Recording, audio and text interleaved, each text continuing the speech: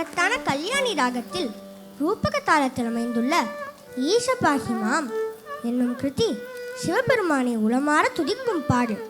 இந்த ஜகத்திற்கே நாதனாகவும் அகங்காரத்தை அழிப்பவனாகவும் சிவபெருமானை போற்றுகிறார். விஷ்ணு, வியாசர், இந்திரன் முதலானோர் பூஜிக்கும் தெய்வமாகவும் நாரதரால் நேசிப்பவராகவும் வேதங்களில் உரைபவர் என்றும் சிவபெருமான் விளங்குகிறார் என்று தியாகராஜ சுவாமிகள் போற்றுகிறார். மேலும் 3 கண்கள் உடையவர் என்றும் நமது உள்ளத்தில் உரைபவர் என்றும் పోట్రిగినారు. ఈశబాహ్యమాం అనే కృతి అందు పాములని భూషణములుగా ధరించేవాడు, శ్రీహరి సప్తఋషులచే కొనియాడబడేవాడు, మహిమలు తెలియని అల్పులకు దర్శన భాగ్యం ఇచ్చేవాడు, దీనార్థభంజుడు కైలాసవాసి, సామ వేదాది నిగమ సంచారి, మహాతపఫలములచే వ్యాసాదులు కీర్తించగా సూర్యాగ్ని చంద్రులు నీ నేత్రములు కాగా హేమాచల చాపుదారి అయిన ఆ పరమేశ్వరుని త్యాగరాజ స్వామి కొనియాడుచున్నారు.